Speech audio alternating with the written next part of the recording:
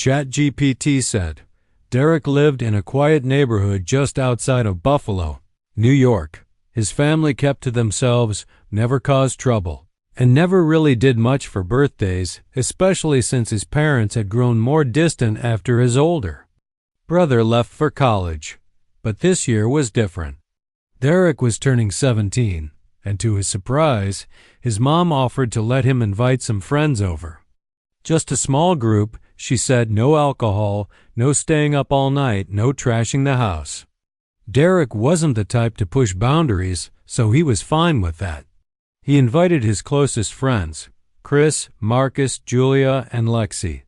They planned to hang out in the basement, watch horror movies, maybe play some games, and order a couple pizzas. Simple, chill, safe. Nothing that could go wrong, or so he thought. By the time the sun dipped behind the trees, Derek's friends had arrived one by one. They brought snacks, sodas, and even some decorations, cheap dollar store balloons, and a banner that read, "Happy Birthday, D," in crooked red letters. They laughed, teased him about finally being old enough to almost vote, and settled into the basement. The energy was easygoing, the kind of night where no one really checks the time. Around 7:30 p.m., Derek went upstairs to grab the last pizza delivery. As he opened the door, the pizza guy handed him the boxes with a bored look and walked off. Without a word. Derek turned back toward the house, but then stopped. Someone else was standing at the bottom of the porch steps. A guy, maybe 18 or 19, just a little older than Derek. He had long black hair that partially covered his face and was wearing a gray hoodie, the hood down, hands stuffed into the front pocket. He had dark jeans and beat-up sneakers that looked too small for his feet. He stood completely still, as if waiting for something. Derek blinked. "Hey, can I help you?" The guy took one step forward, calm and casual. "Chris told me there was a party tonight," he said. His voice was flat but friendly enough. "Said I could stop by." Derek frowned. "Chris?" He echoed. It wasn't like Chris to invite someone without mentioning it, but Derek figured maybe it was one of his friends from the skate park. Still, something about the guy made him uneasy. He had a weird stillness to him. No smile, no excitement, just that same blank expression. Derek called into the house. "Hey, Chris, did you invite someone else?" Chris leaned over the basement railing and called back, "Who?" Derek glanced at the stranger, who remained silent. "I don't know. He says you told him to stop by." Chris looked confused. No, I didn't invite anyone else." There was a pause. The guy seemed to sense the hesitation but didn't look surprised. "It's cool," he said quietly. "I'll just come in for a bit." Derek hesitated. He should have said no. He knew it. But something made him step aside, holding the door open. "Yeah, all right, I guess. Come on in." The guy nodded once and walked past him, the heels of his shoes dragging a little on the tile. As soon as he entered, it felt like the air in the house dropped 5 degrees. The lights flickered slightly. Derek's dog, Max, let out a single bark from the living room and then darted into the kitchen, hiding behind the island with his tail between his legs. That had never happened before. Derek watched the guy walk slowly into the basement, not looking at anyone as he descended. The chatter died down for a second. Julia nudged Chris and gave him a "Who is that?" look, but Chris just shrugged helplessly. The guy, who still hadn't said his name, found a seat in the corner of the basement and sat down without a word. He didn't take off his hoodie, didn't say hi to anyone, didn't reach for the pizza or snacks. He just stared straight ahead, at the TV screen, like he was trying to blend into the wall. Everyone noticed it. The tension crept in slowly, like water soaking into carpet. Still, no one said anything. Maybe they didn't want to be rude. Maybe they were just trying to be polite, thinking he was shy or anxious. Maybe they were all thinking what Derek was thinking. Something feels off, but if I say it out loud, it becomes real. The night continued awkward now, the way it gets when someone you don't know too well joins a tight group of friends. But Derek couldn't shake that feeling. The guy didn't laugh when everyone cracked up at the movie. He didn't react when someone accidentally spilled soda near him. He never pulled out a phone, never looked around, just sat still, almost too still. Derek didn't know who this guy really was. But one thing was clear. Someone was at his birthday party who absolutely shouldn't have been. The tension didn't fade. In fact, it got worse as the night went on. Derek tried to act like everything was fine. He laughed when the others laughed, joked around a little, and even offered the guy a slice of pizza just to break the silence, but the stranger only looked at the food and shook his head without speaking. He didn't seem interested in anything. Didn't even glance at the birthday banner or the gift stack near the table. He just sat there in the far corner of the basement, legs crossed, hands still buried in the front pocket of his hoodie. His long black hair hung over part of his face, so it was hard to tell if he was even looking at the TV. Every so often, someone would glance at him, and when they did, they'd get quiet, like just being reminded of his presence made everything feel more uncomfortable. At one point, Lexi leaned in and whispered to Derek, "Seriously, who is that guy?" Derek whispered back, "I have no idea. He said Chris invited him." Lexi shot a quick look at Chris, who just looked down at the floor, clearly just as confused. Nobody wanted to say it out loud, but it felt like the guy didn't belong, not just in the social sense. There was something else, something colder. The air around him almost felt heavier, like the way the air feels before a storm. No one wanted to sit near him. Even Max, Derek's dog, refused to come back downstairs. After another hour of uneasy tension, people started getting restless. They'd already finished one movie and were halfway through another, but the energy was gone. Conversations became shorter. The laughter was forced. Julia kept checking her phone, and Marcus said he had to head out early because of a thing. In the morning, it was obvious people just wanted an excuse to leave. By 10:45, 3 of the 5 friends had already left, and Derek didn't blame them. Chris was the last to stick around, maybe out of guilt for being the one accidentally associated with the stranger. He helped Derek clean up a little, then pulled him aside near the stairs. "Dude," Chris whispered, "I swear I didn't invite that guy." "I believe you," Derek said. "I think he just showed up." Chris looked toward the basement. The guy hadn't moved. Still sitting there, completely still. "You want me to stay?" Chris asked. "This is kind of creeping me out." "Nah." "It's okay," Derek replied, though he didn't feel okay. "I'll tell him to leave in a few minutes." "You sure?" "Yeah, I got it." Chris nodded slowly and left a minute later. Derek watched him leave through the front window, the red taillights of his car fading into the dark street. When he turned back toward the basement, it was quiet too. Quiet. No TV sounds, no footsteps, just silence. He walked downstairs again. The chair in the corner was empty. Derek blinked, confused. "Sam?" he said cautiously, using the name the guy had mentioned earlier. No response. The TV was still on, playing some low-budget slasher film, but the basement was otherwise empty. Derek checked the laundry room, then behind the couch, then the small half-bath tucked into the corner. Nothing. The back door was locked, windows all closed. Then he noticed something strange. The door to the storage room under the stairs was slightly ajar, and the light was on inside. His heart rate ticked up. That door was always kept shut. It was the one room in the house that still creeped him out at night. The bulb in there always flickered, and the shelves were filled with dusty boxes, old toys, and childhood junk that hadn't been touched in years. He walked slowly toward the door, calling out again, "Sam? Hey, you good?" No answer. He reached the door and pushed it open gently.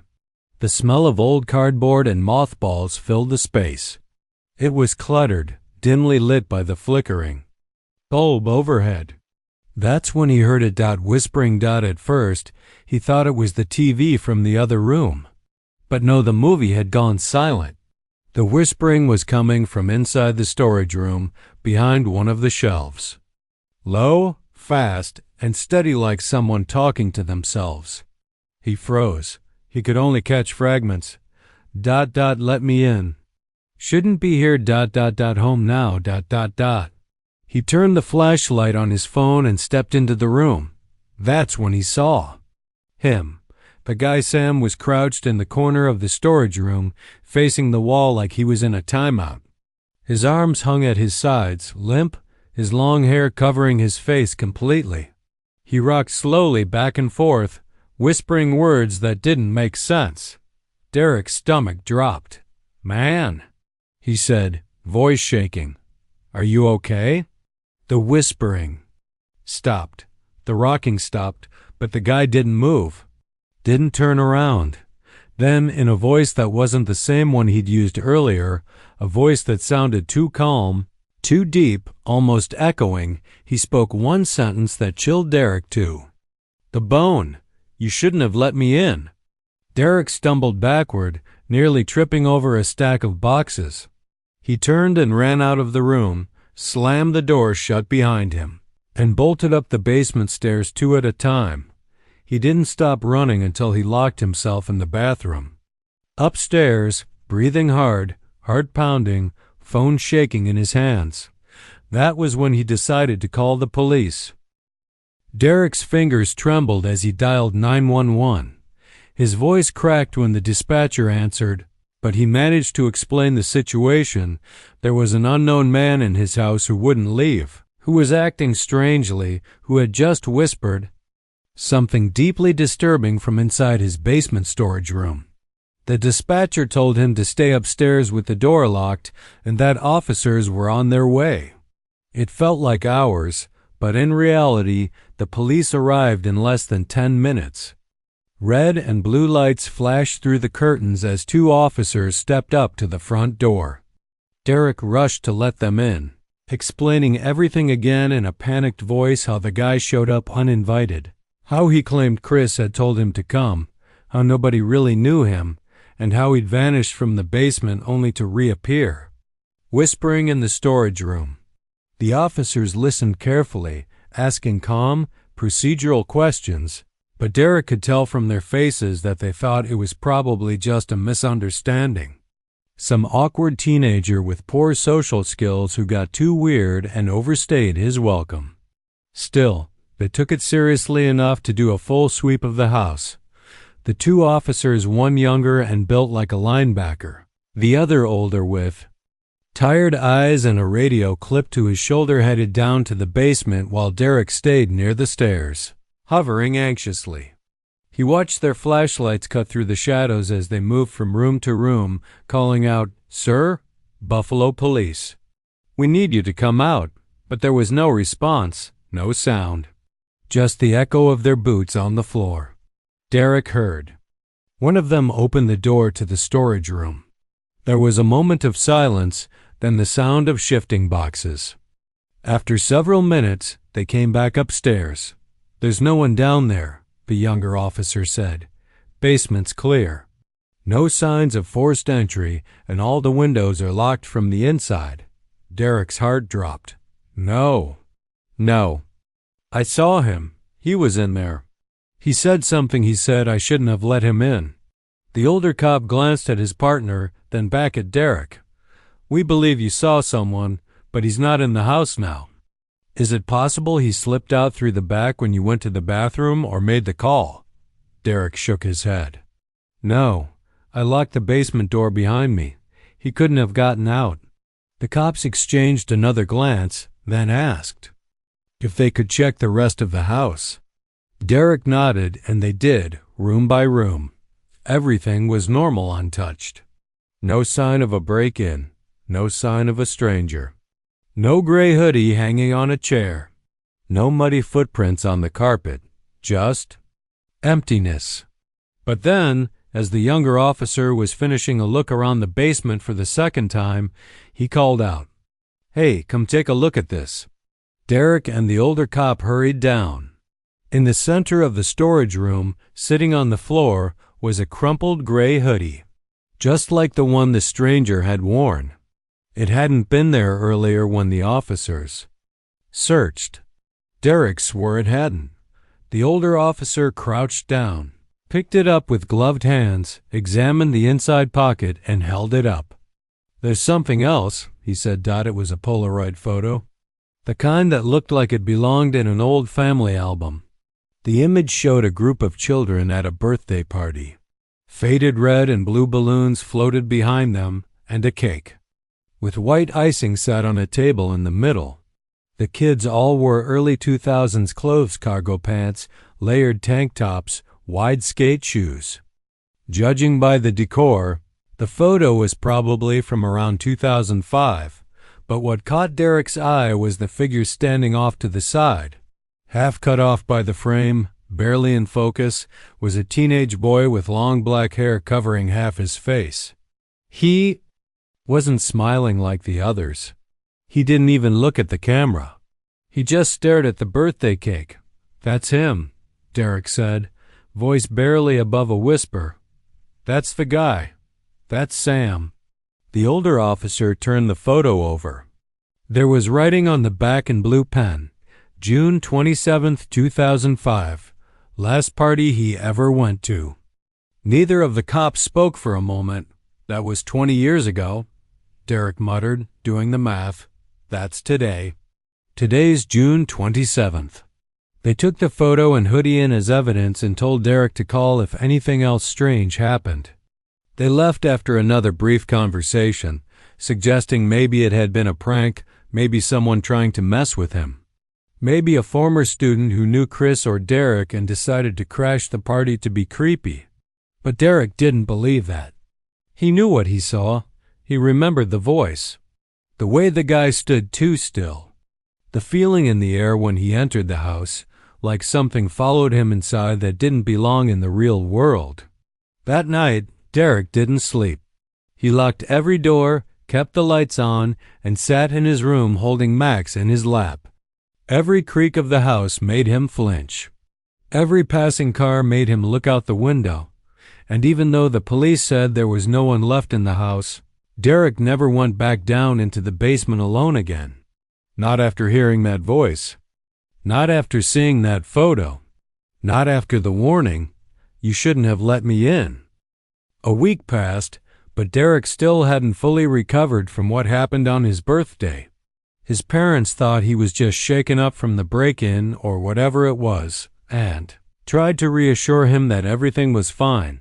They told him the police didn't find anything serious, that it was probably just some confused kid who wandered into the wrong house. But Derek knew better. Deep down, something told him this wasn't about a prank or a misunderstanding. It was something else entirely. He stopped hanging out in the basement. He started locking his bedroom door at night, even though no one else lived upstairs. He kept the lights on while he slept. And most of all, he kept thinking about that photo. The old birthday party, the long-haired boy in the background. The way he wasn't smiling, wasn't part of the fun, just there. Watching. One night, about 10 days after the incident, Derek was scrolling through Reddit threads on unsolved mysteries and paranormal sightings. Just something to help him feel less crazy. He thought maybe he'd find a story that matched what he went through. Some weird pattern. But what he found was something stranger. He was on a local history subreddit for Western New York when he saw a post titled, "The Boy Who Wasn't Invited, Urban Legend or Real Tragedy."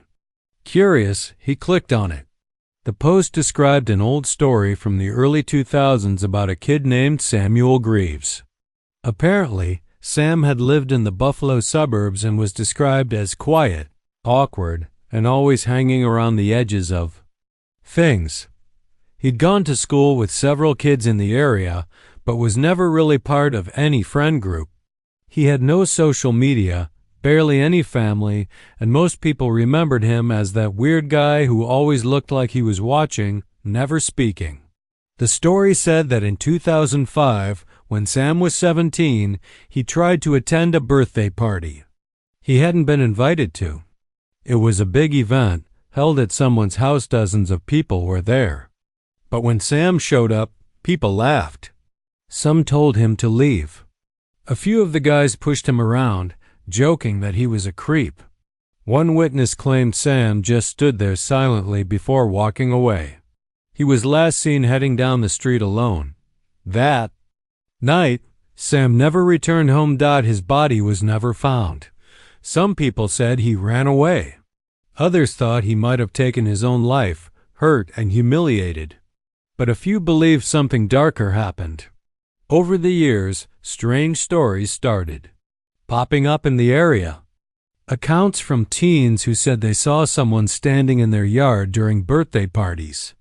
Kids who claimed a boy in a gray hoodie had slipped into their basement unnoticed. People who swore they heard whispering from the storage closets, always saying the same thing: "You shouldn't have let me in." The subreddit was full of skeptical comments, calling it all campfire nonsense. But someone had posted the same Polaroid Derek saw, the same one the police had taken from his basement. The same image, now grainy from being scanned, showing that strange teen in the background with hair covering half his face. Derek's hands went cold. He hadn't told anyone about the photo, not even his parents. So how did it end up online? That night, Derek had trouble sleeping again. He kept the lamp on. He even blocked the crack under his door with a towel, as if that would help.